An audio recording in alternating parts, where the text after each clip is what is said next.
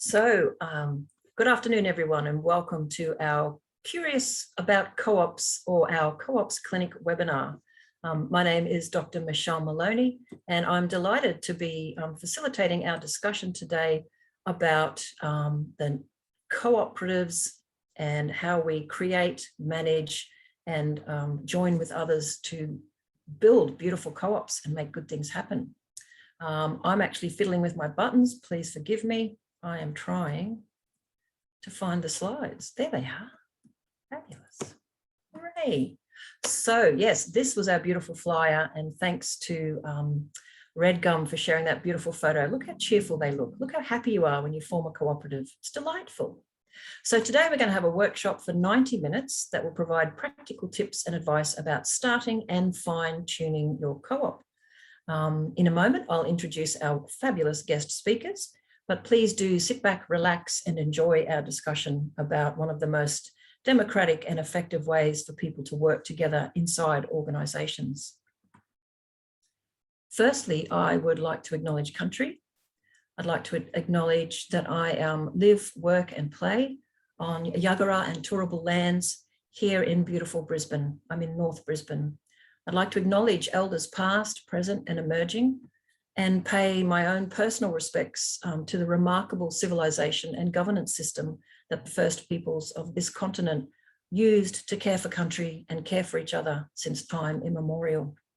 I'd also like to acknowledge that I am a descendant of the colonial folks who came to this continent, and I like to think that in our personal work and in our professional work within the New Economy Network Australia and in my other organisations, that we have a deep commitment to decolonising our minds and our hearts and rethinking how we live and work and play on this beautiful continent while respecting country, respecting First Peoples, and my own personal mission, deconstructing a lot of the European or other ways of thinking and being, and really becoming connected to this amazing continent. And it's through that work and that passion that I became one of the folks who co-founded the New Economy Network Australia, which I'd like to just briefly mention in a moment. So today's webinar, we've got three really fantastic speakers and keen members of the New Economy Network: Antony McMullen from Co-operative Bonds and Co-operative Causeway, and many other fantastic initiatives. And Antony, whether for better or for worse, he's my go-to guy for all advice about co-ops. I'm very grateful to him over the many years for his expertise and support. And the equally fabulous Anthony Taylor from the Business Council of Cooperatives and Mutuals, BCCM, and Eleanor Coffee joining us from Redgum Cleaning Co-op Earthworker Group. And Eleanor and a couple of her other colleagues are on this call today to share with us some of their personal experiences in creating and managing a co-op, which is fantastic. I'll just give a very brief introduction to the New Economy Network Australia. If you're not familiar with our network, please do pop onto our website. It's full to the brim with wonderful people and projects. But in a nutshell, NENA was created in 2017 is kind of its original birth date. NENA was created as a response to the many hundreds of people who were keen to come together and discuss and understand how we can build a civil society framework for transforming the Australian economy. And really our mission is to help build an ecologically healthy, socially just society by focusing on transforming the economic system. And the way that we do that inside NENA is build deep solidarity. We are ourselves a co-op, which we're very proud of. And maybe at the end, if we have time, I'll quickly show you the website and let you know some of the new things that are coming along. But I don't have anything else I wanted to share with you other than we're really excited to have you join us today to talk about the world of co-ops and the fact that the distributed governance network structure that NENA has built means we have lots of little hubs of people across Australia who are able to come in to the network and share their expertise and knowledge with us in this sort of ongoing continual conversation about the mechanisms and tools for building a better economy for all of us. So I'll now hand over to Antony McMullen. Our order of speakers will be Antony McMullen, and then Anthony Taylor, and then Eleanor Coffee. They'll all talk for about 15-ish minutes each, and then we'll open up for questions and discussion. So in terms of housekeeping, please do stay on mute. Please do write your questions in the chat section and I'll collate them for later. We should have time for some nice discussions. So if you've got any questions, please just pop them in the chat. Thanks so much. And over to you, Antony.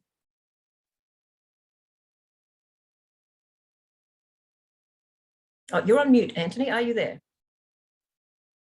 Yeah, I've made a good start because my slides are just all pretty crazy and when I wasn't on mute. So, but I am here, and can everyone hear me and see the PowerPoint presentation? Very good. Yes, we can.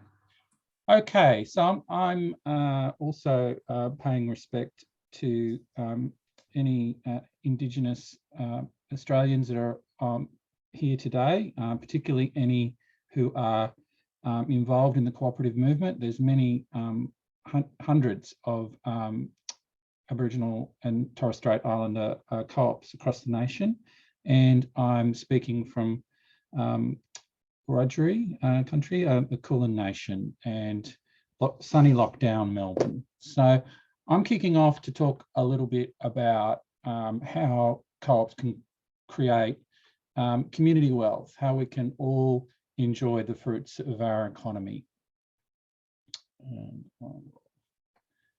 I'm a member of Cooperative Bonds, and we are a cooperative of co-op developers, and we help communities start and grow member-driven enterprises, so co-ops, mutuals, and beyond. I'm also a member of the 888 Cooperative Causeway, which is a little co-working space in the centre of Melbourne. And we provide desk space, a little co-working space for members, as well as opportunities. We're also a member of a club and various other things that provide extra member benefits. So I'm always happy to talk to people about that, and Antony is also involved in that as well. So I'm going to be talking about just getting back to the basics of the economy, what an enterprise can be. I'm going to talk a little bit about cooperative networks and a little bit about cooperative funding. And Antony, who's coming after me, is going to really drill down into some of the detail that I'm going to sort of provide a little bit of an overview with. So why cooperate anyway? What's the purpose of cooperation? This is a great quote from Gary Lewis, sort of the late foremost historian of the cooperative movement in Australia. And people really choose the cooperative strategy where there's no alternative.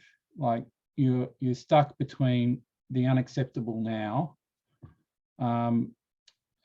or you're going to have to make decisions as a community where whatever community you're a member of, that it's just it's undesirable solutions, that there is that you're really stuck between a rock and a hard place. And I think that where we're at now, both with COVID and climate change, there's going to be much more of a relocalization of economy. There's going to be a lot more people coming together to form enterprises locally, because with climate change, we're going to have huge disruption of international supply chains for a start. I mean, I've just noticed in my own life, I go to the very, very local shops now more because they're in walking distance. Obviously, we're in lockdown in Melbourne, but those sorts of things are just going to become more normal. So a lot of these strategies that we've had, under the period of neoliberalism and global supply chains and all those sorts of things, they're not going to be the norm in the future. So we have to find new ways of operating in the economy. So co-ops are not just for hippies and farmers, but hippies are involved. And I'm on a subcommittee with a farming co-op. So, but they do go beyond that. So I think it's really important to think about cooperatives as a really large and significant part of our economy and a really different way of doing business. Why we look at this model really from a very big picture is that we've just got so much concentration of wealth, both locally and globally, that that causes all kinds of really bad sort of social outcomes. And the way that we organise enterprises, businesses, companies, really does feed into this huge concentration of wealth. And if we look at Jeff Bezos, his actual, on paper, his annual wage is $81,000 a year, but because of ownership in the, the company he's created, it's got a net worth of over $200 billion. So cooperatives are a way of sharing that wealth more broadly. We often think about wage disparity, CEOs can earn 300 times as much as the lowest or more, but that's nothing compared to the concentration of wealth that is involved in ownership. And cooperatives are a strategy that really has sort of ownership at its core. So if we think about income inequality, there's a great book that really inspired my thinking called The Spirit Level. I read a number of years ago, really tracked in advanced Western countries. There's a different picture in developing countries, but in advanced Western countries in the OECD, that the higher the level of income inequality, you lower your life expectancy, a range of social indicators, literacy, trust levels, whole range of things are correlated. So the greater the disparity, the higher these sort of social problems feature. And if we drill down, in Australia and very locally in Victoria, places like Doveton suffer, and this is another book by Dennis Glover. He sort of tracked his hometown that he grew up in, Doveton. When he was growing up, there was about 3 jobs to every home. Now they're on a 21% unemployment rate. And that was part of the deindustrialisation. It was part of the neoliberal period and the stuff I was talking about before, the globalisation of supply chains and a whole bunch of other things. The factories left, and a lot of the community that were supported around that were severely impacted. Now, this is not really current data, but there's a great survey called the Dropping Off the Edge report, and we've got 11 postcodes in Victoria account for more than 13% of disadvantage. So in those indicators around unemployment, criminal convictions, child maltreatment, a whole bunch of things, there's a real concentration of a disadvantage. And the way we've looked at economies is gone, well, as long as everyone's okay, average overall in Australia, we're all okay. But the point is that it's in cities and towns and regions where we see the real bite from inequality. So that's really the problem that we're trying to tackle here. So regional inequality, that's the support base for the Farages, the Donald Trumps and the Clive Palmers of this world. And tax and transfers, so taxing the rich is a strategy, but there's another kind of complementary strategy, which is what if we shared in the wealth more? What if ownership was more widely distributed in our economy? So this economic development is an end. We use cooperatives as a way to develop people's capacity. So we do not aspire to economic development as an end, but as a means. And that's a quote from Arizmendiarrieta, the founder of Mondragon in Basque region of Spain, which is really an inspiration globally for the cooperative movement and really growing local economies. That region has 260 employee-owned enterprises, and it's the 4th largest employer in Spain. So, from these, the co-ops might seem a bit dreamy, a bit small, but they can be quite large and they can have a huge impact. I'm gonna sort of move through that a little bit, but just really, I think when we're thinking about the economy, we're thinking about moving to a more generative economy that has a real purpose. So generally with companies, it's about maximizing profits for shareholders. With the cooperative and mutual side of our economy, has a living purpose and where people are really involved. It's a member-based model where the ownership is shared. that it's very purpose-driven. Mission really drives the way people look at what they're doing. And, you know, it's really financed by the people that are generally involved in the cooperative rather than external investors that are really just seeking a high return. And we even see that kind of problem with the social impact area and various other things where they're still looking for high returns. This is about members investing in something.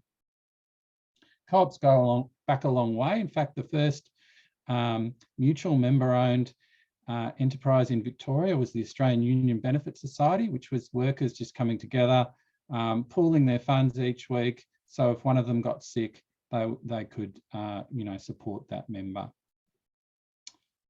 So really, we're thinking about going back to Dennis Glover, who I mentioned before. We're sort of going back to go forward, looking at an economy which can include everyone in the creation and enjoyment of our wealth.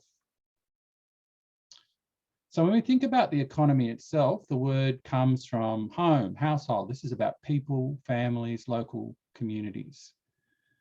The etymology of the word company is co-panis, with, together, bread. So sharing bread, and also part of this word is also related to friendship and society. So these friendly societies of old actually kind of closer to the original meaning of a company. But if we look at the roots of the word mutual and cooperative, the key sort of planks, co-ops and mutuals, it's about mutuality is about reciprocity, doing, you know, exchanging goods and services. It can be regulated by custom or law. A cooperative is about people together, performing at work, exerting force or influence. They're cooperating, they're working together. But now we can see a company is really an investor-owned business model which prioritizes return to external shareholders. Co-ops are a rational alternative to the investor-owned business model. It's about making money to do good rather than doing business to make money. Cooperation and mutuality is not just a legal form. It is about being, you know, a mutual relationship and working together. But that co-ops are registered under cooperative national law, and there are other ways that mutuals are registered. I won't go into that now. So purpose is social, economic, and cultural. The relationship is mutual, and the activity is cooperative. Few myths. Co-ops are rare. 8 out of 10 of us are members of a co-op or a mutual member-owned organisation. They're poorly governed. No, cooperative national law is a really strong framework that goes across the country. Not much political support. Well, there was a big Senate inquiry, and co-ops and mutuals have multi-party support at the federal level. Inconsequential, they're a large part of our economy. They don't last. If you look at the average lifespan of the top co-ops and mutuals is 82 years, which is 25% longer than similar top companies listed on the Australian Stock Exchange. Co-ops employ more people globally than multinationals combined. Sometimes they're sort of seen as a bit of a closed shop or a bit unethical even, but not one mutual came before the Royal Commission on financial services. Anti-competitive, can we imagine a system like super without the member-owned industry super funds? They actually make our economy better through providing a clear alternative within the economy. So how they work? Well, Anthony's going to talk a little bit more about that, but really co-ops are an association of persons, so either enterprises or people, generally people, united voluntarily to meet their common economic, social and cultural needs through a jointly owned and democratically controlled enterprise. There's various types of co-ops. They can be consumer owned, they can be like a shop or housing, employee owned, a cleaners co-op, which Eleanor will be talking about, enterprise owned, yep, farmers, multi-stakeholder or a community owned co-op, like a health centre. And they can be organised really as just single co-ops, primary front facing, or you can organise co-ops within groups or secondary co-ops, which really start to build a block in our economy. So members of co-ops can benefit from scaling through combined purchasing, distributing and marketing power. They share in the group's investment on operating risks and losses. So it's really part of putting in and getting out to get those member benefits. If you're thinking about starting a co-op, the first question you ought to ask is what's the problem that you're trying to solve for the group that you're working with? Who are the members? What kind of members are they going to be? Is it going to be consumers or workers, or what kind of membership group do you have? And how does this benefit the broader either geographic community or the community of interest? So I'm going to talk a little bit about geographic communities and communities of interest later. Co-op members kind of wear 4 hats. So they're either generally a worker or a customer owner of the co-op. They're overall a business owner. They're investing to get a good member outcome. And they're always thinking about the community as well that they're part of, because co-ops are not an island within a community. They're very much part of the community. So you're creating market power to take on really large players. You're involving members in the decision-making of your co-op. You've got a community purpose that is broader than just your membership. And any profit that is made comes back and benefits members. That's a bit of the sort of the business model side of it. There are ways of networking cooperatives, and this is a diagram of the Cleveland model. So if you're interested in that, look up the evergreen co-ops, where you sort of got a whole bunch of worker co-ops that are working for particular parts of the city. So it might be a cleaning co-op that provides services to a hospital rather than a spotless. And then the workers have profit share and the jobs and profits stay local. Earthworker itself, and Eleanor will be talking about that, is a kind of a networked secondary co-op that really brings together a whole bunch of different co-ops. So, everything from a co-op that makes, hot water units, which I have on my house, or cleaning, or working with refugees. And it's a way of coordinating interests. So both partnerships of community organisations, and the members themselves are organisers and community and investors. So communities cooperating and funding.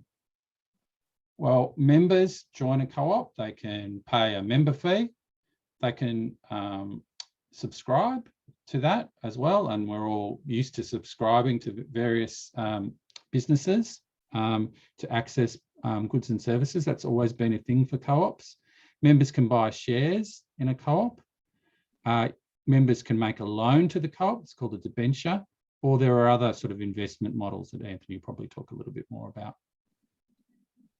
So you're raising money for a community of interest. So it might be a group of people who are unemployed or people with a disability, or it might be a geographic community where community needs aren't being met. So an example of a worker group that is finding it hard in the kind of the Uberization of that industry. It's quite a successful, I believe, in the UK, the Drive Co-op, which is a new union-backed taxi driver co-op. And there's also talk about that happening in Bendigo through the Beehive Cooperative, a similar sort of idea there where the owners, the taxi drivers that own the app rather than being owned by the app and being a slave to that particular company. An example of a geographic community is a little community in Melbourne called Montmorency, sort of outer suburban Melbourne. And they were through using shares, co-op shares, and working together, they were able to raise $2.3 million. And they bought out a local church. So rather than losing that facility to big developers, and they were sort of licking their lips, the community came together and said, let's form a co-op, let's pool our money, let's issue shares. It's a non-distributing, not-for-profit type co-op, but it can issue shares to really safeguard and secure that in that local community. It's a very inspiring story, And there's a podcast that I'm involved in called Cooperative Way, and you can hear more from Marissa, who was one of the founders in that. I only just found out about this recently. It's a Nandali community hotel in regional Victoria, where they were, a few hundred people in that local community. They got together, rather than losing the hotel, they formed a co-op to secure that in their community and own that together. And there's heaps of pubs that have been saved in the UK, all across the UK, by using cooperatives and cooperative shares. So how am I going for time, Michelle? I was going to set a little clock. Yeah, you've got about 2 minutes, and that'll get you to the 20 minutes. Okay. To the 15 minutes or the 20 minutes? To the 20 minutes. I've already let you go over because you're giving a good introduction. There's such a great clip, but I'm not going to show that clip because I want plenty of time for Anthony and Eleanor to present, and we're all sort of doing questions. Can you put the link to the clip at the end, Yeah, sure. But just to sort of mention that there are lots of great co-ops out there and organisations to help. There's the Beehive Cooperative in Bendigo. There's the Business Council of Co-ops and Mutuals. There's Employee Ownership Australia. There's, of course, NENA, Coop in the organic farming area. So, yeah, there's plenty of great organisations that you can key into, and we can send some links out afterwards. And of course, there is the Cooperative Way podcast, which you can subscribe to, and we can send a link to that as well. And that's something that the Cooperative Causeway that Anthony and I are both involved in have pioneered as a little podcast for people that are interested in co-ops. Fantastic. Thank you so much, Anthony.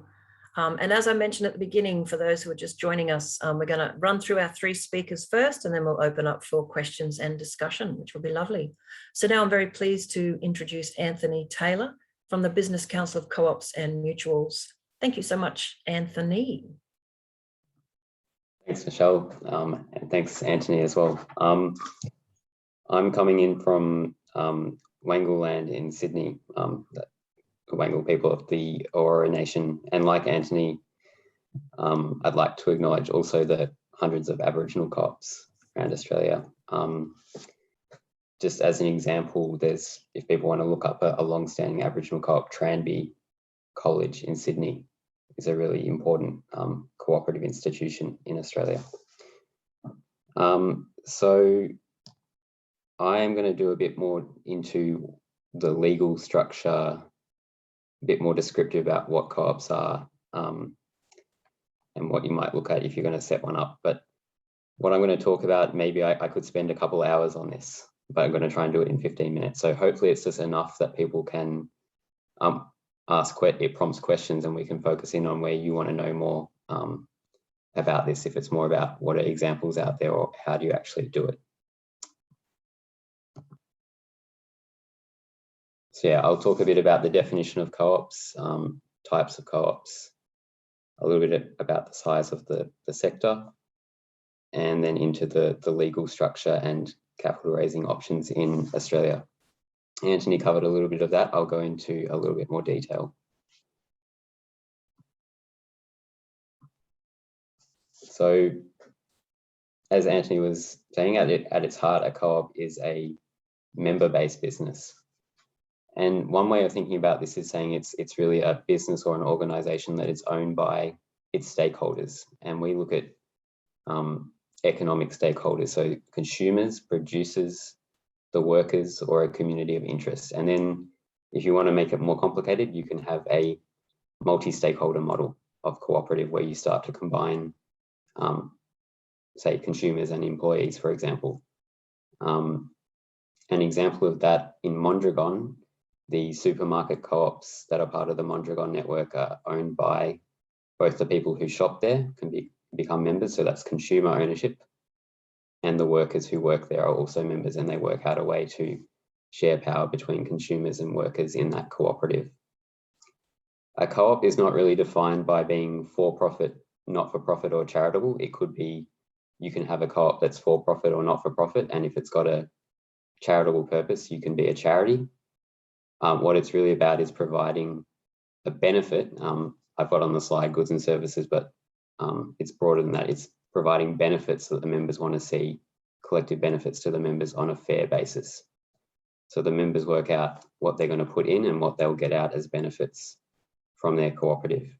Again, if I use that example of the Mondragon supermarket, that's people want to be able to shop in the local region and they run their own supermarket. And if their workers, their interest as a member is to have stable employment, fair working conditions, etc. So as a member, they've got a ability to have control over that and what's fair between the members. And I think from my point of view, that's why people will often know that cooperatives and mutuals are democratic organisations. And I would say the rationale for being democratic is because it's the best way to lock in the focus on the members, both the current members, and as Antony was saying about that co-ops have a mind to the wider community that they serve. And to do that, you really need to have a democratic outlook where you're looking at what's in the interests of current and future members, and giving them a voice, a democratic voice in the organisation is the way to do that institutionally. So Antony touched on this. This is the official global definition of a cooperative. So I'll just add that that's a definition that's stewarded by the International Cooperative Alliance, which is the global peak body for the cooperative movement. And I'm proud that BCCM is a member, one of the members from Australia representing the Australian movement in the ICA. So it's not a static thing. Cooperatives are a movement, and as a movement, we can discuss and debate and develop our practices and what that definition should be over time. It's not actually set in stone. It's something that the movement stewards. So the cooperative movement also has adopted, through the International Cooperative Alliance, these 7 principles. And really, if I go back to saying that a cooperative is an organisation where it makes sense to have democratic governance, these are all principles that kind of flow from that about how do you maintain cooperation and make it something institutional and something that's going to be long lasting. The cooperative movement, these principles were developed over time and through practice, through trial and error, and it's what we adopt now. So I'll just run through them briefly and just talk about a couple of them that I think are important. But if someone had a question about what does one of these mean in a bit more detail, we can go into it. So I'd say the most important one, we've touched on democratic control, which is the second principle.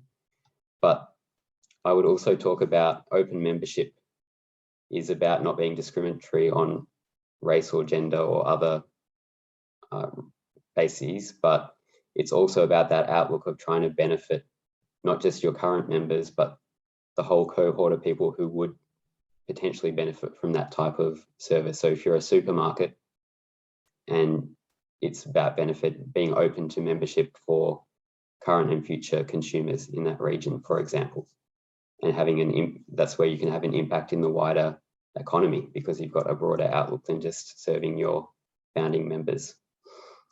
Member economic participation is both that you're going to get economic benefits from putting into the co-op, like a consumer in the supermarket. That's an obvious example, but it's also the idea that members need to chip in to the capital. They need to help fund the co-op in some way. And it can be a nominal amount or it could be a big amount, but the principle is the member has to have some skin in the game in their co-op and have control over the co-op with the other members. So this is my take on the sort of the bigger picture that Antony spoke about. Co-ops, I think, have a lot to offer in terms of the sustainable development goals. Just one example would be responsible consumption and production. And they offer a chance to build economic democracy on top of political democracy. And just on the left is a photo from CBH, which is an old, long-standing grain co-op, Australia's largest co-op that was founded in the Depression for grain farmers. And on the right is a new co-op in the gig economy in New York. So it's a long-standing tradition, but it's also something that responds to current problems again and again. So as I said, you can be a for-profit co-op, which is called under the legislation a distributing co-op, or you can be a not-for-profit co-op, which is non-distributing. And if you have a charitable purpose, you may be able to register with the ACNC as a charity as well. That depends on what your purpose is as an organisation, not so much that you happen to be a co-op. Here's some typical types of co-ops based on their membership type. So if consumer co-ops would include things like banking and insurance co-ops and mutuals, housing cooperatives, retail stores and pubs. Worker co-ops can be in anything. We might find them in certain sectors more than others, but anything could be a worker co-op. And then we've got co-ops of producers or of independent businesses that come together. Agriculture is the obvious one, but it's also lots of buying groups and business networks in other industries are set up as cooperatives. Lots of independent retailers join co-ops too. They set up their own wholesale, or they share other costs to try and stay competitive with large corporates. And then communities can come together and form things like energy co-ops or take ownership of other infrastructure where membership might not, it's a way of doing crowdfunding basically, and making sure that asset is held for the local community or a community of interest based on another basis. So here's just some co-ops that maybe you knew about these organizations but didn't know they were a co-op. Maybe you're a member and now you know it's a co-op or a mutual. And co-ops and mutuals can range from very small organizations like Antony and I, the Cooperative Causeway is about 8 members, up to HCF, which is, I don't know, 1.5 million members, or RACQ, with also upwards of 1 million members. So they can be big or small. There's no rule there with what a co-op can do. Globally, there's more than 1 billion members of co-ops. And in Australia, we're similar to other jurisdictions where agriculture, insurance, banking are big sectors, but in other jurisdictions, you might see retail and some other sectors also prominent. And 8 in 10 Australians are actually members of a co-op or a mutual when we count all those large super funds, mutual super funds, banks, health insurers. Most of us are members of one of those or more.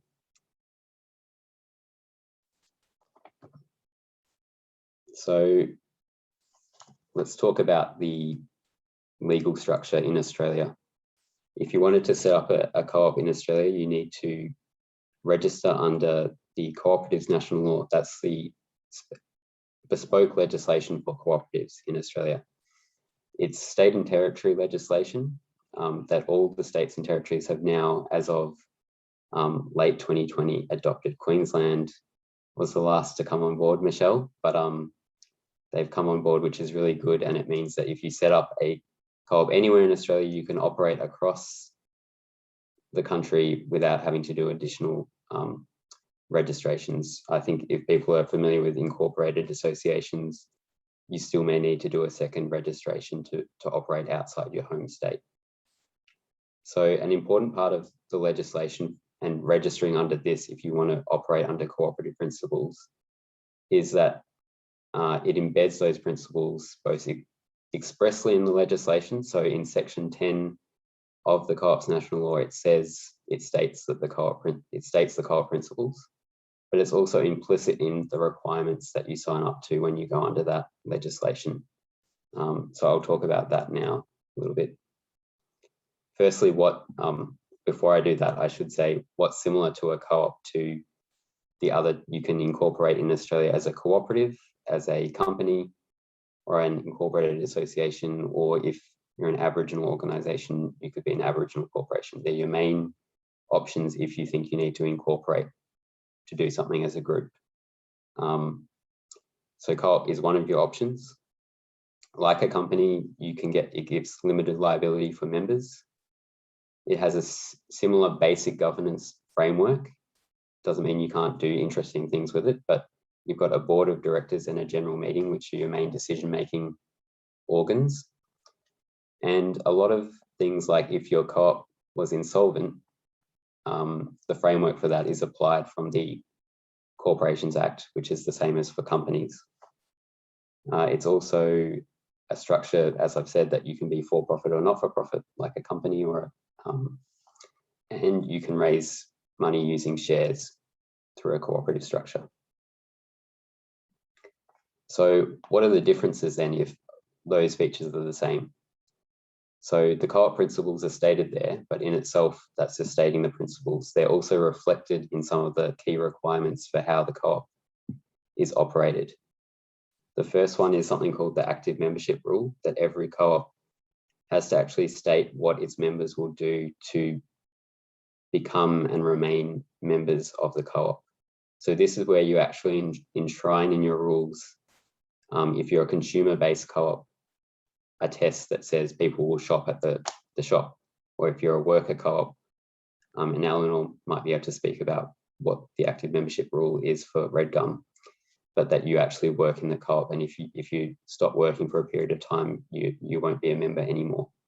So co-ops actually have to monitor who can be a member, and this embeds ongoing cooperation. The people who are members are people who are actively cooperating.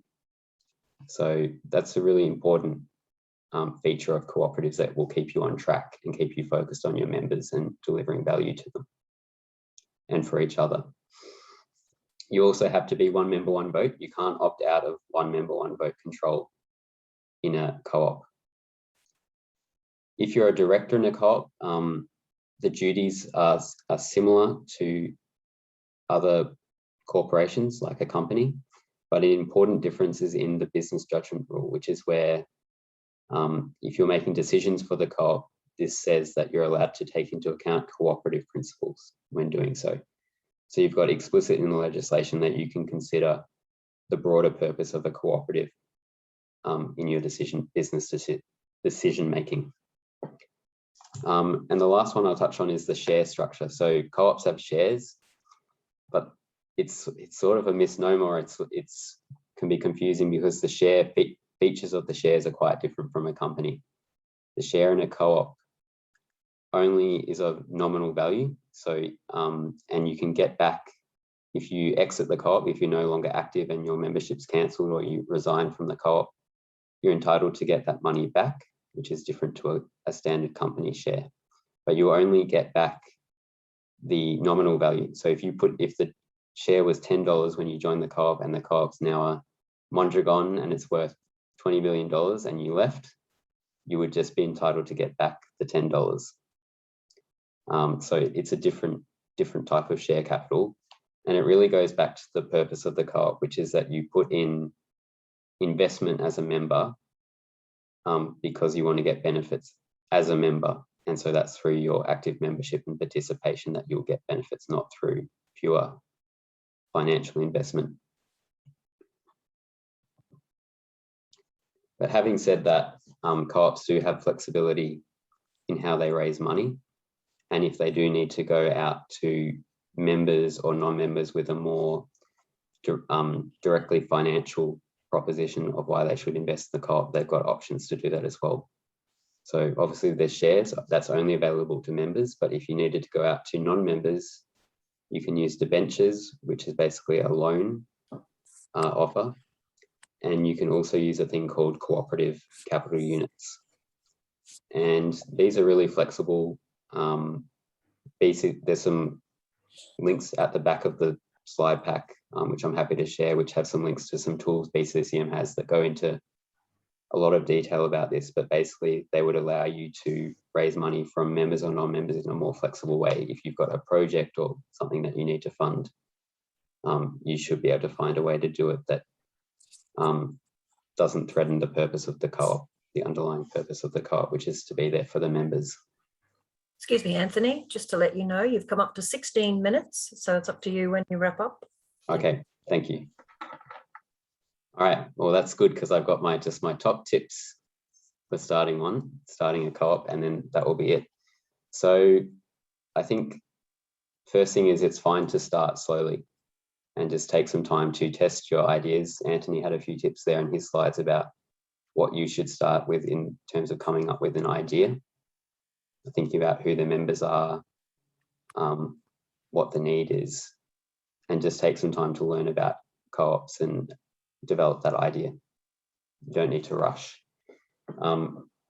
I think something different from starting a co-op to starting other types of business is you've got the member element, and you need to engage with potential members from early on and build that into the process.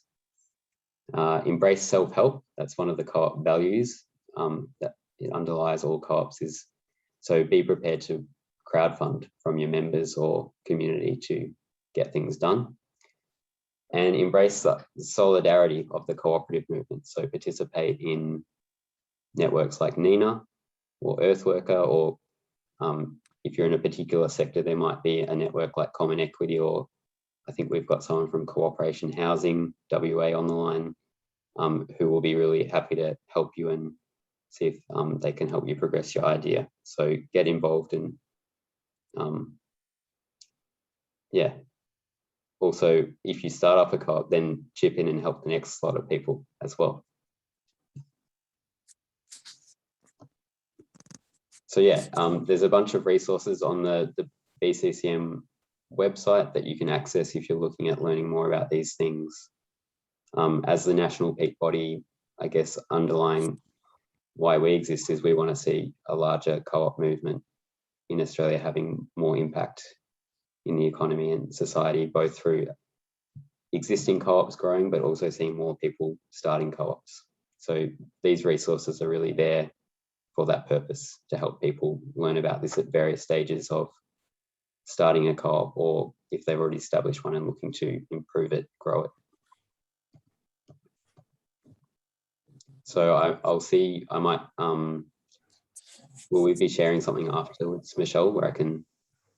Yeah, absolutely. In terms of, we'll have discussions, but if you are happy to share your presentations, folks, we'll put them all up on the website when we put the recording for this webinar on there. So everyone will have access to all that info. And of course, your websites, which I know have tons of information. So thank you so much, Anthony. Thank you. Back to you very shortly. And so now I'm very happy to hand over to Eleanor Coffee, who's going to give some important insights to the nuts and bolts of life, setting up and running a co-op. Thanks so much, Eleanor. Thank you. Just going to share my screen.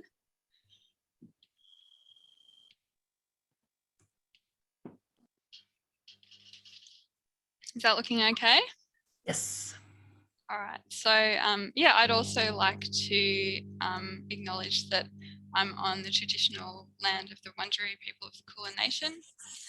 So yeah, my name's Eleanor Coffee. I'm one of the co-founders of the Redgum Cleaning Cooperative, as well as a board member and current worker owner. In case you don't believe me, I'm wearing my t-shirt today. So you can see that, yeah, I'm not lying, I am part of Redgum. Yeah, so yeah, like Antony and Anthony have talked about lots of different co-ops. So Redgum is a specific kind of co-op, a worker-owned co-op, which means that the members are actively working in the cooperative. Yeah, it's basically worker controlled and owned. Yeah, and Redgum is a worker-owned cooperative that does eco-friendly domestic and office cleaning in Melbourne, and is also part of the Earthworker network of cooperatives. So I'm just getting a little bit of background noise from someone who might still be unmuted. That's okay. So I'm going to have a, yeah, just talk to you folks about how Redgum got started, what that process was like, what it's like being part of a worker-owned cooperative, and a little bit of an insight into the kind of mindset that can help support people to start and run worker cooperatives. So this is a picture of Redgum earlier in the year, the last time that we were able to gather in person and have a bit of a picnic. So yeah, just a bit about the background of Redgum. So the project was developed over 2 years, and then we launched in early 2018 with 5 members based in the north and west of Melbourne. So a lot of the development was working out our rules, our business and operating plan, and setting up all the logistical things. We raised money by having a buy-in of $400 each from our founding members, which was just enough money to buy vacuum cleaners and other gear and start cleaning. So we initially started off just cleaning homes and small offices in Melbourne, but later in 2018 we won a tender to clean a larger office building, which still makes up about half of our workload, and also allowed us to secure a lease on a small office in Thornbury, which you can see a photo of here. But before that, we were really a car boot operation, literally kind of operating out of our cars and swapping gear kind of with each other and keeping stuff in our sheds. So having an office has been a really great, a big thing for us. So throughout our years of operation, we've managed to remain profitable and also contribute funds to Earthworker and other social justice organisations. We've also been able to prioritise education and training new members to participate fully in the co-op, and that's been a big strength of ours, I think, is that focus on education. So got a photo here of two of our lovely board members, dressed the same just to prove that we aren't a cult demanding conformity of everybody. But just a little bit of insight into how we operate as a co-op. A lot of people ask me when they find out that I work in a worker controlled business, how does that actually work without a boss? People can sometimes be a little bit skeptical of it. So in Redgum, basically everybody in the co-op does a bit of cleaning, and some people have extra roles and responsibilities that help with the day-to-day operation of the cooperative, like managing clients and helping train new people, organising meetings, doing our bookkeeping, stuff like that. And of course, meetings are a really important part of running a co-op. So we have fortnightly team meetings, monthly board meetings. Sometimes we have working groups to tackle specific projects. And of course, we have our annual general meetings where we elect our board members. And those different meetings have different levels of participation and responsibility.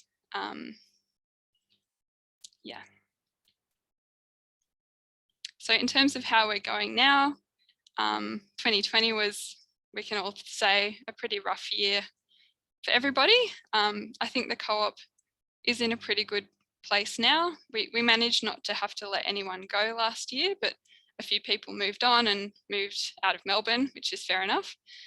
So the first half of this year, we've had a real focus on recruitment and rebuilding our capacity to do domestic cleaning, which we couldn't do for most of 2020 because we weren't allowed into people's houses. And now, unfortunately, we're partially shut down again. We've been able to stay afloat and have been receiving government grants and have helped support our members and workers financially through this time, which I think is, really shows the benefit of worker co-ops in the way that we prioritise taking care of each other. So currently we're up to 9 staff members again. 3 of them are still in their 6-month induction period before they can become full co-op members. So it's been really great having kind of fresh energy coming into the group this year. We've also been doing a lot of work on our induction processes, which are really important when you're bringing people into a non-conventional workplace.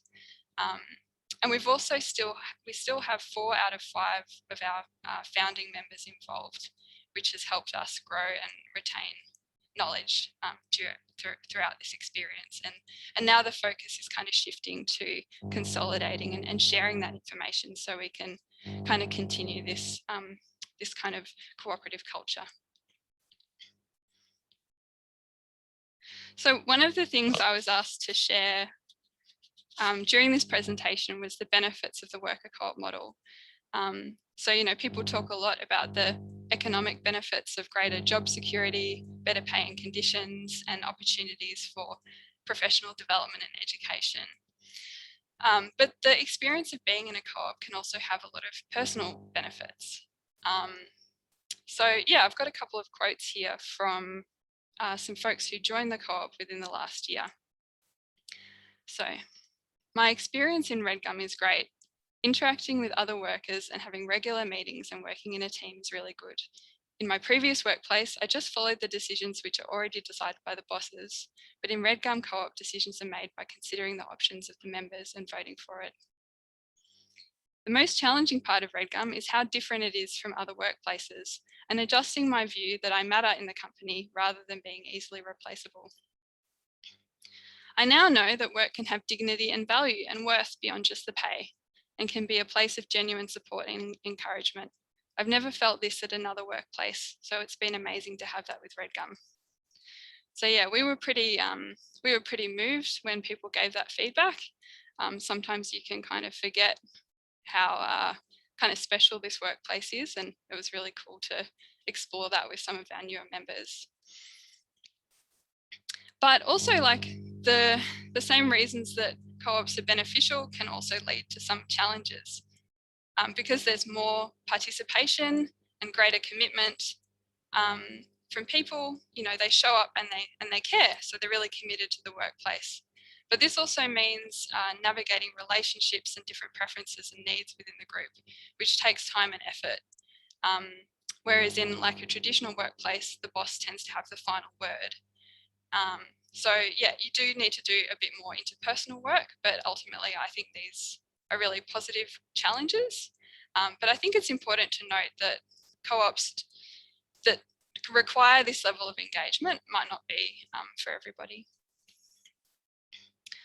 So just going to have a look at what our kind of process of startup was like. So the first phase, yeah, you're kind of like, this is where you're learning about co-ops, you're trying to think about a business idea. You might be working alone or with a small group of people and trying to kind of test the viability of the project you're thinking about. And at this point, it's good to have some people to talk to, but if you open it up too widely, it can start to get a bit confusing. So yeah, you're kind of learning what you want to do and how you're going to kind of talk the talk so you can engage more people in the process.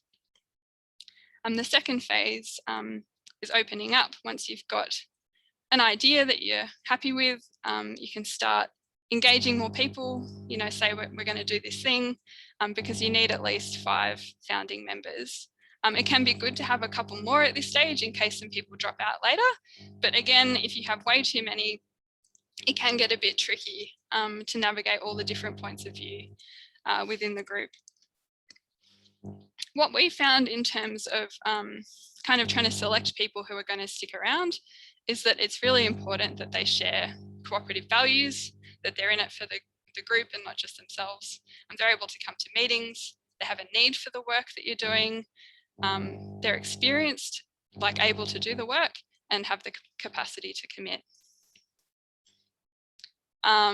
Phase 3, building something that doesn't exist with people you may not really know. So it's a bit different to starting a regular business where you might just be working with one other person. You're working with a larger group of people and you're still getting to know each other.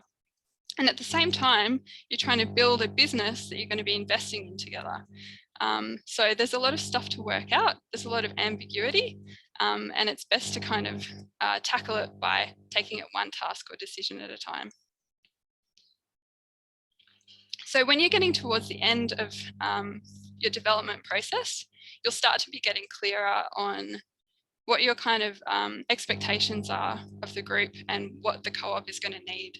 And at this point, it's important to be really honest. You know, some people might not be on the same page, and it's okay then to kind of say, well, maybe this isn't the space. This isn't a space that we're all going to be able to participate in, because that will, yeah, if you're able to sort that out, then it can make things a lot easier later.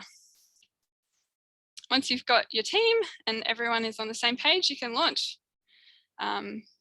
Yeah, and then, you know, you've just got to run a cooperative business, and that's super easy. So the hard stuff is already done. I'm being a little bit tongue in cheek there. But yeah, kind of on that. So these are kind of a list of 10 things that I've been reflecting on as important as you're continuing the process of running a worker cooperative, which is a really unique and challenging thing to do. So, and of course, everyone's experience is going to be different, but these are 10 things that I've found to be really beneficial. So the first one is patience. Everything you're doing is going to take longer than you expect. It's just a fact.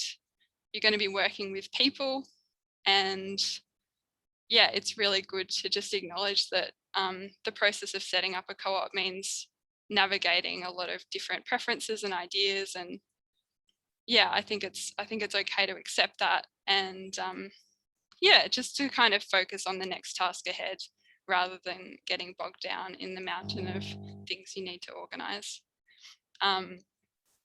So number 2, it's a marathon, not a sprint. So yeah, this is kind of to do with pacing yourself and not taking on too much too quickly. You're creating a workplace that you want to be sustainable.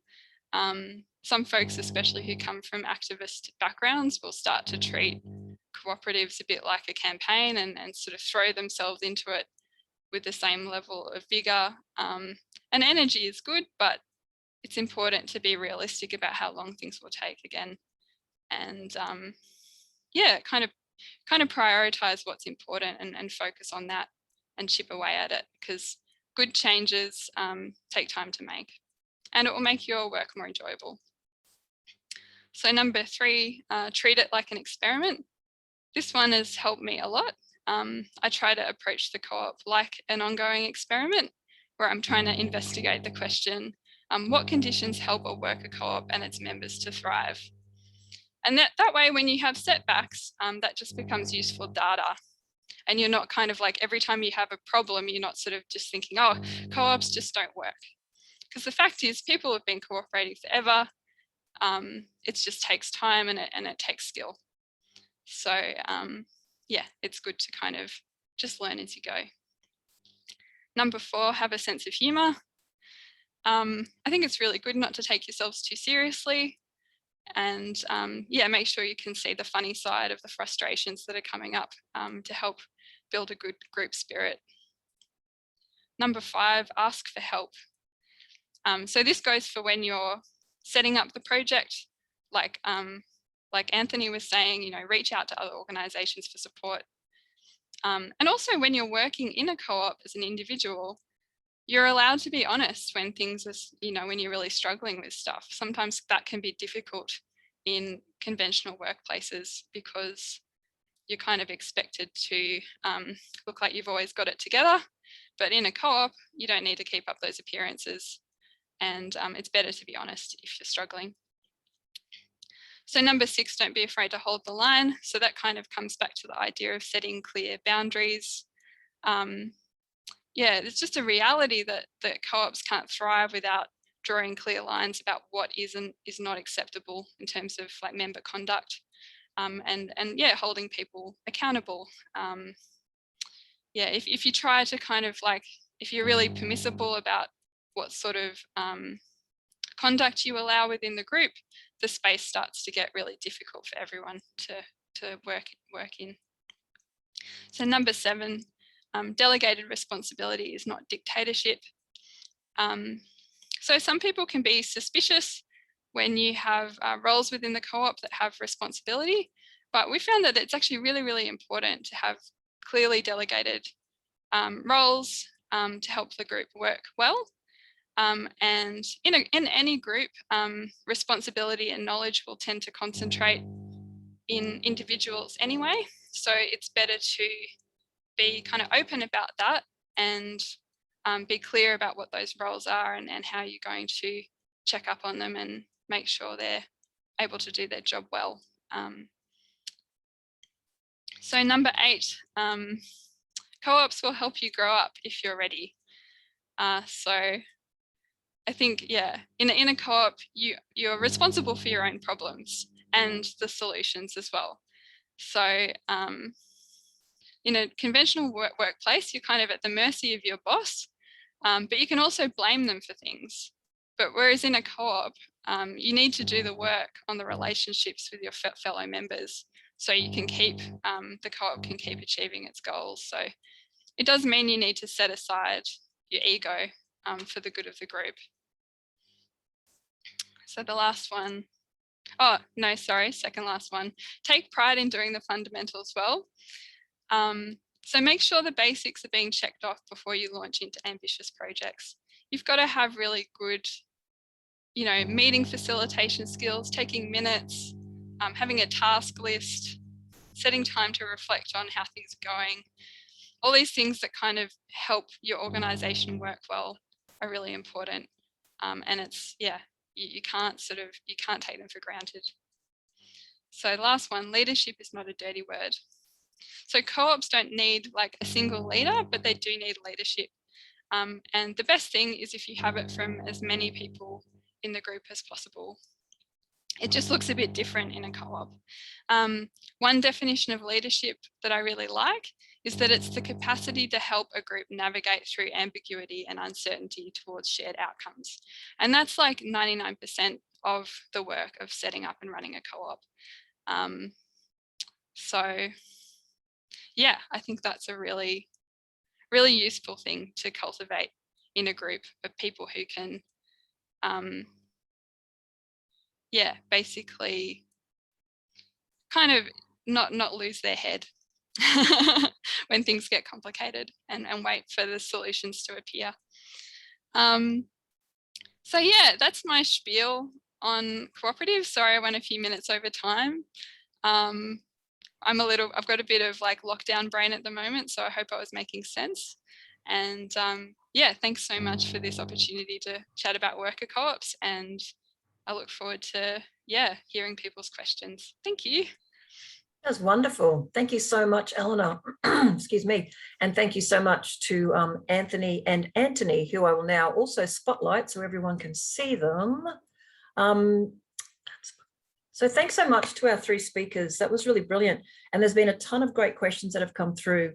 Theoretically, we have 20 minutes now for Q&A. So what I might do, I will keep an eye on the chat, but please know that we've probably only got time for a set number of questions, whatever that comes to at the end of our time. Please keep putting your questions in the chat though, because what I'd like to do is share them with the speakers. They're probably too busy at the moment to be reading them all. And we might be able to tee up some further discussions for folks who need assistance, or at least steer you towards different resources. So what I'll do now is I've grouped some of the questions so we have a couple of different topics together.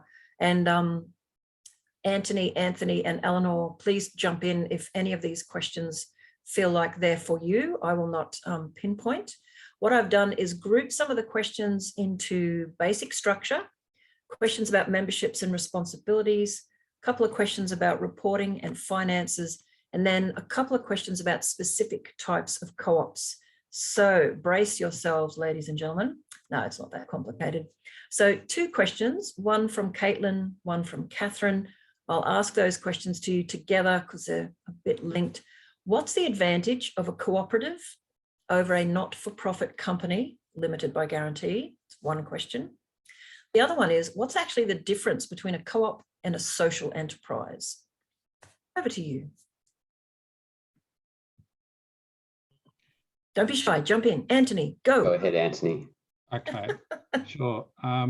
So I think one of the key things to think about if you're looking at a company limited by guarantee, that can be structured in various ways, but it doesn't require as much member involvement necessarily. So what Anthony was talking about with the active membership provisions and those sorts of things, you know, a company limited by guarantee can certainly be a not-for-profit, socially focused enterprise, but it may not require much from members at all. So it's not as much of a member-focused, participatory focused enterprise. So one of the key things to think about if you're establishing a social enterprise is how important is self-help and solidarity. How important are those? They're cooperative values that are very important to the cooperative movement. So if it's about actually including people in, like you could establish a cleaning co-op as a social enterprise, as a not-for-profit, and you may not involve people that are doing the cleaning work in the way that Eleanor's just outlined. You know, you could have quite a top-down structure, but a very socially focused enterprise that's employing people that wouldn't ordinarily get a job. With the co-op difference is it really thinking about people being involved. But in terms of co-ops and social enterprises, co-ops are a form of social enterprise. They fit the phases definition, which is the Australian recognised definition for social enterprises, but they are more at the self-help and solidarity end. In fact, if you look at the International Labour Organisation, they've thought of the sort of a term more broadly for the neck of the woods that co-ops and mutuals are involved in, and that's the social and solidarity economy. I would just add that I think the co-op structure, you could have a not-for-profit co-op and probably have a bit more flexibility with crowdfunding or ways that you raise money from members and non-members. Not to say you couldn't do it as a company limited by guarantee, you can probably find a way. But if you're already down the path of embracing something like it feels like you fit with a co-op and you need to raise some money, it's that legal structure is probably going to fit better. And linked to these structural questions, there's one question that's emerged in two other questions. Could you quickly, folks, explain the difference between, in the cooperative world, what a not-for-profit and for-profit entity is called or what they look like? Because some people get confused. They're so used to hearing not-for-profit. I can jump in. So the not-for-profit version of a co-op is called a non-distributing cooperative, and the for-profit version is called a distributing cooperative. And the key word there is distribution of surplus. So to put it pretty simply, with a non-distributing cooperative, any of the surplus that is made generally goes back into the pot to benefit the enterprise as a whole. For a distributing cooperative, very similar, but it does allow some limited, it's limited under the legislation, distribution of profit to members, usually on the basis of their participation. So, for example, shares, although they're fixed price, they're not, they're not like put on the share market or anything, and either a distributing or a non-distributing cooperative. But in a distributing cooperative, those shares could carry dividends, and you might actually link that to, how many shares that someone's bought in the cooperative as a member, or it might also be linked to the activity, so the contribution that has been made. So it might be that in a worker co-op, someone's contributed a lot of their labour during the year, or if it's a retail shop, you've shopped there a lot over the year, and you've got a way of measuring that. So it's all profit for purpose. It's all for member benefit. It just, the distributing offers you a little bit more flexibility, and only a non-distributing cooperative could apply for charitable status. A distributing cooperative could not. Excellent, very good, thank you. A quick question. So we're moving into a little bit of the membership and how that works in co-ops.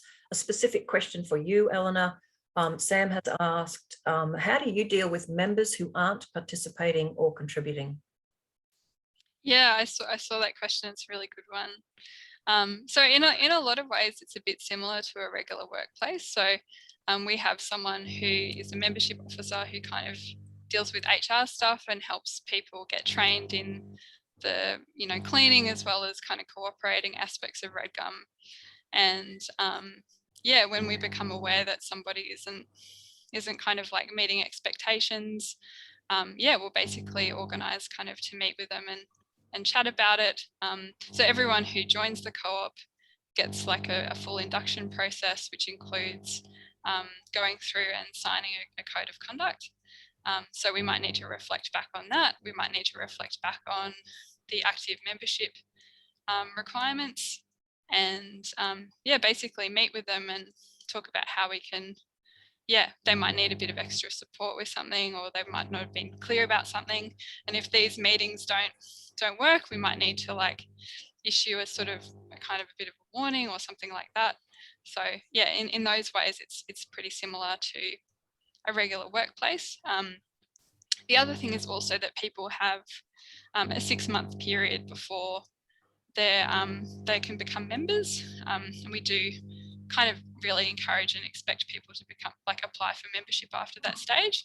But that 6 months is a really good time to kind of suss out whether things are a good fit. Yeah, so I hope that answers the question. Yeah. Yeah, I think it does, Eleanor. And just a quick insight into NENA as a different kind of network, and our membership requirements are probably a bit more relaxed. We try to encourage everyone to understand the principles of the co-op and every other thing, but because we're not like a workers' co-op, it's actually a lot harder to like enforce people to do the things that they've signed up to do as a member. In our case, it's become a member, join one of our hubs so that you can contribute your own ideas and knowledge into the wider network. And you do still, I think, in groups like us at least, different to where you're directly working or getting an income out of your involvement. Groups like NENA kind of have to actively round people up. We call it hub herding. We have to remind people about things. So yeah, it's interesting to reflect on, but it's very different across different types of structures. So just 2 more questions, sort of about structural or membership stuff.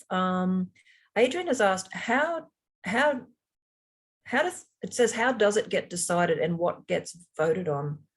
I'm just wondering if that question is actually, how do the issues that are going to be voted on actually come to be raised anyway? Maybe that's the question. Sorry, I thought I understood that, but I don't think I do. Eleanor, did you have any thoughts? Or if anyone does? Yeah. I think I maybe know what they're getting at. So I mean, with Redgum, like I was saying, there are different kinds of meetings that are kind of forums for different kinds of discussions. So we have our fortnightly team meetings, which are kind of really for operational stuff. So, you know, if there's things we need to work out with like the gear that we're using or how many clients we're booking and stuff like that, it's not really about kind of policy. That'll get discussed there. We might also be getting feedback on policy from the general workforce, and sort of updating on stuff that the board's doing, and that's kind of a bit of a, you know, there can be a bit of back and forth there. And a lot of our members are like, our board is primarily made up of members, so there's a bit of kind of crossover. Whereas board meetings are kind of for more kind of significant policy and business decisions that are going to kind of affect the future of the group. Of course, there should be kind of an open dialogue between the board and the members, but it's important that like the board has a greater level of legal responsibility for ensuring the co-op is functioning like above board. So they're kind of responsible for that. And then you have your general meetings and annual general meetings where you kind of do like your proper financial reports on how the co-op's going, and you're also electing your board members who are going to be responsible for kind of steering the ship. Excellent. Thanks, Eleanor. I know that Antony... Sorry, can I add one thing on that, Michelle? Oh, please, sorry, yes. Just to say, so with the general meetings, the Co-op's national law reserves some decisions for your general meeting, which is the really, really important decision. So like if you were deciding to sell off the co-op, that would need to go through a decision of all the members of the co-op, just as an example. Or changing your governing rules is another thing that would have to go through a general meeting. Excellent. Thanks, guys. I'm sorry I'm not checking back in with the group. I'm trying to keep going through the questions, but I should just check if you have answers. I know that Antony has already responded to some of this in the chat, but this question, perhaps you could just answer briefly, Antony or Anthony or whoever, Eleanor. What are the reporting requirements of a co-op? Yeah, I might, I'll answer about the registration process and then the reporting requirements together, because there's your upfront fees and then your ongoing fees that people might have been asking about. So if you wanted to form a co-op, say you've worked out your plan, you've got members, that's a lot of work, by the way. You need to draft a set of rules, and if you're a distributing co-op, a disclosure statement, and make sure the members are happy with it, and then submit it for pre-approval with the local consumer affairs or fair trading, which is your regulator. Then if that's approved, or once it's approved, you can have a formation meeting of the co-op, and then you can apply for registration of the co-op. There's a couple of fees along the way there that if you were setting up a co-op, a distributing co-op, and you needed the rules and disclosure statement, would be in the hundreds of dollars, maybe about $400 in fees that you need to pay the regulator. If it was not a non-distributing co-op, it will be simpler, and the fee will be more like $100. And then ongoing, your reporting requirements. If you're distributing, you need to make sure you've got an up-to-date disclosure statement. So at least once a year, lodging an updated disclosure statement with the regulator. But there's no fee for that. It's just, that's a cost for you to make sure you've got a robust statement internal in the business. In terms of the reporting to the regulator, the fee will vary if you're a small or large co-op. And the difference there is if you're a large co-op, if you're classified as large, you need to have audited financial statements, and the fee will be a bit higher. The small co-op, you don't need audited statements. You just need to prepare basic statements and fill out a shorter form to the regulator. So the category there between small and large is not about whether you're a distributing or non-distributing co-op. It's about there's a test around your turnover being less or more than 8 million, your assets being less or more than 4 million, and you having more or less than 30 employees. If you've got 2 out of 3 of those above the threshold, you're a large co-op. And there's also some requirements. If you're doing a fair bit of capital raising, you might also be classified as a large co-op. Very comprehensive. Thank you. Anthony, did you or Eleanor have anything to add? Nope. Lovely. Thank you so much. And look, we've got 5 minutes left. And at the end, the main question I will ask is, where can people turn to for further discussions, for asking further questions? And we'll come to that in a moment. There's a really nice question here from Carolyn. Are there examples of other types of incorporated businesses transitioning to becoming a co-op? So they already exist and they've decided to change. Can anyone comment on that? There's certainly a trend to think about, with family businesses, rather than, is it possible for a family business to transition into a cooperative and maybe the employees becoming owners and members? That's certainly a global kind of trend. There's 2 ways that's done. It can be done through a kind of a company structure, which is less participatory, and it can be done via a cooperative structure, which again is more participatory. And I mentioned the evergreen co-ops before, which has really inspired projects like Earthworker and others. When they started, they actually created co-ops from scratch. So the example I gave of a co-op providing laundry cleaning services for a large hospital. They created that from scratch. That co-op employed people that would find it difficult to get a job in the regular market, enjoyed profit share, etc. There's a lot of work involved there. It's interesting, they've really pivoted now to finding businesses within the Cleveland community in the US to actually move across existing businesses to a cooperative structure. And one of their more recent ones, I just found out it was like a cafe, so a regular cafe, and structuring that so it could transition over into cooperative worker ownership. Thanks, Anthony. Anthony, did you have something to add? Yeah, one local example is Oz Group Co-op, which I think is the largest berry supplier in Australia. Started off as a partnership of 4 blueberry growers, then it became a company, I think a proprietary company, and then they eventually became a co-op. And they realized that was what they really should have been from the start. Wow, that's excellent. Not a question, but 2 lovely comments from 2 Carolyns. Caroline El Corso has written in the chat, it's a great session. Purpose at Work, the organisation I'm part of, works with human services orgs wanting to increase democratic control. Happy to help with sharing the practices and routines we developed. She's got her website there. And Carolyn Sugate a legend in the world of building amazing financial models for investing in organic and regenerative agriculture, has also said they're a co-op and they're super keen to help anyone who needs help. So I do urge you, if you're in the audience today and you want assistance from other folks, there'll be some details in a minute, but do reach out to other people you know who've set up co-ops, because as we've just discussed, one of the key principles of being in a co-op is committing to a kind of a longer term principle of supporting others who want to become or be involved in co-ops. Just a couple more specific questions. We may have time. We've got 2 minutes left. If any of you folks are interested in more discussions about co-ops, please do just write that in the chat, because as you may know, NENA is run entirely by volunteers. We loop in these amazing human beings who are already off in their own full-time jobs. We try wherever we can to meet people where they are and to provide support and info. So if you'd like further workshops or details on co-ops, just put that in. I'm interested. I'd like more info. I'd like to talk to people. Put that in the chat. We'll collect it all. And the Antony, and Eleanor Peoples and others in NENA, we'll rope them into further discussions. But we might flick to just one or two questions about specific types of co-ops. So Wendy has asked, how can we as non-locals find and invest in small community co-ops to help them succeed and flourish? Sorry, it's more of a finance.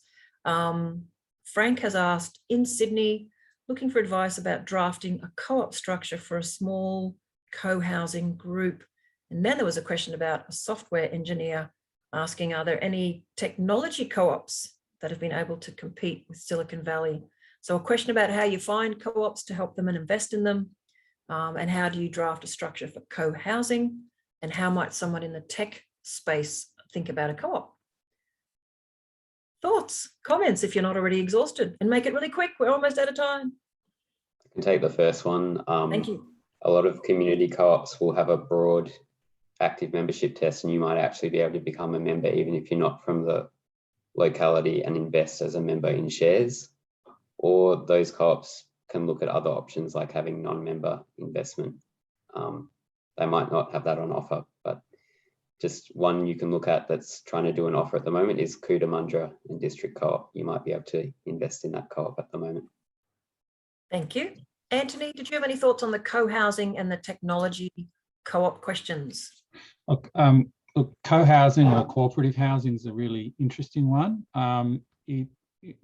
Across Australia, you generally have housing co-ops where there's it's sort of keyed into the social housing system, into sort of government funding, and you know, whether that's one-off or recurrent or that sort of thing. Then there's this whole other opportunity where you can actually get a group of people to establish a housing cooperative or a co-housing place, and you could also harness external investment where it's much more of a, you know, the members are owning this and working on this together as a sort of almost a standalone thing. And there are examples across Australia. In terms of the tech question, there's absolutely no reason why people can't come together and build a co-op, like a workers co-op, working in that space, providing services. You'd need to kind of think about how you wanted to structure that. It could be kind of a network of sort of self-employed people that want to come together in a co-op and market their services together and share resources.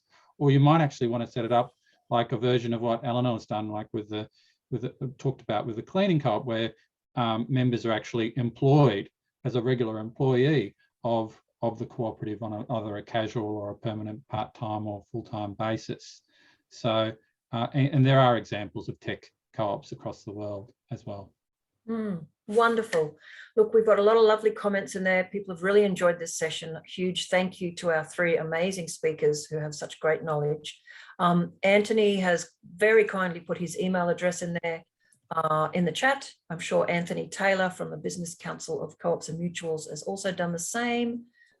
So I will have to wrap up. We've got demands on the NENA Zoom link, so it's required in another 10 minutes for something else. But I'd like to thank our speakers. I'd like to thank all of you. We're really excited to have had this little session today.